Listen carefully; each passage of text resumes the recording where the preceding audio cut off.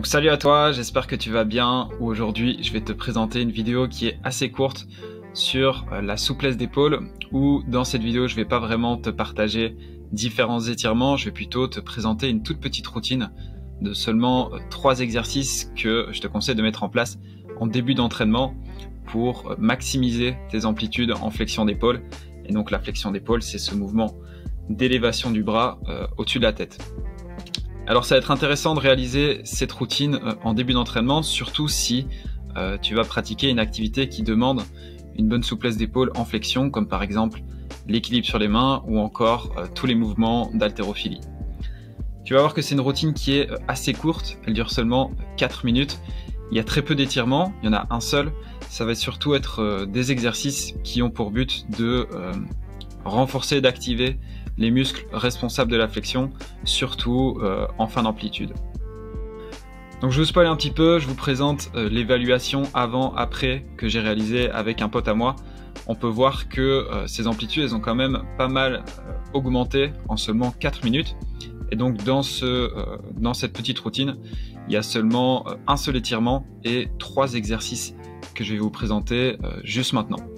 Donc le but, c'était de prendre quelqu'un qui n'avait vraiment aucune idée de ce qu'il allait faire. Je lui ai vraiment donné 0 consigne. Tout ce que je lui ai demandé, c'était s'il était d'accord de passer un petit test pour évaluer sa souplesse d'épaule et que ça allait durer seulement 5 minutes. Donc le but, c'est ici, je lui explique la position de base pour réaliser l'évaluation. Je lui demande de faire une contraction maximale pendant 10 secondes. Donc j'évalue ici sa flexion d'épaule dans cette position en couché ventral. Et le premier exercice que je vais directement faire avec lui, ça va être un étirement passif de son grand dorsal, parce que le grand dorsal, c'est quand même un des muscles principaux qui va limiter le mouvement de flexion d'épaule.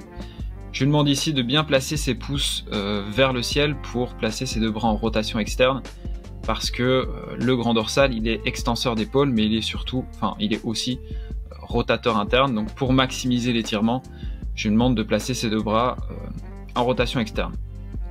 Premier exercice que je vais lui demander de faire, ça va être d'enchaîner sur un exercice actif, où ici on va surtout renforcer la partie inférieure du trapèze.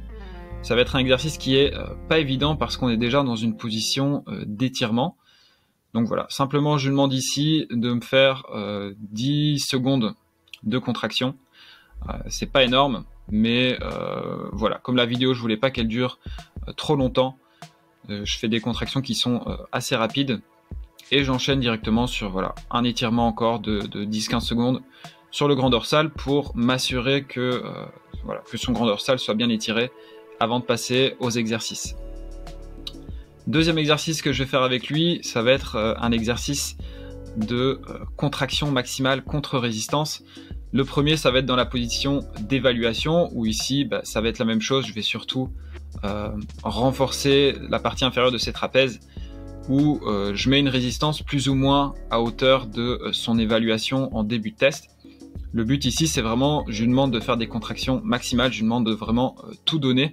Moi, je mets une résistance dans le but de vraiment d'activer au maximum ses muscles pour que par après, quand il n'y ait plus de résistance, il aille vraiment chercher ses derniers degrés d'amplitude. Donc ici, je lui demande de faire 3 séries de 10 secondes en contraction maximale. Et vous voyez que je lui laisse vraiment très peu de repos entre les séries. Après, c'est vraiment à vous à faire à votre sauce. Ici, pour la vidéo, j'ai seulement fait des séries de 10 secondes.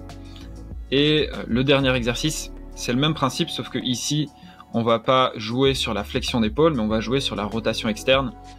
Le mouvement de flexion d'épaule, il peut être limité par les rotateurs internes d'épaule aussi. Donc en ayant une bonne rotation externe, on va aider en tout cas à avoir une bonne flexion d'épaule. Donc ici, c'est exactement le même principe. Je lui demande des contractions contre résistance. C'est peut-être un peu moins évident parce qu'il y a moins d'amplitude pour ce mouvement-là. Et pour la vidéo, il me semble que je lui fais seulement 2 séries de 10 secondes. Après, comme je vous ai dit, c'est vraiment à vous à faire comme vous voulez en fonction du temps que vous avez. La vidéo ici, elle dure seulement 4 minutes entre l'évaluation avant et l'évaluation après. Après, si vous avez un peu plus de temps, vous pouvez faire plus de séries. Même si vous avez que 2 minutes, vous pouvez faire simplement une série de chaque exercice.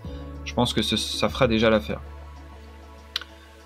Donc voilà, deuxième série. Ce que je lui demande après, avant de refaire l'évaluation, c'est voilà, de se relâcher un petit peu parce qu'il vient quand même d'enchaîner quelques séries de contractions maximales, donc ça fatigue quand même.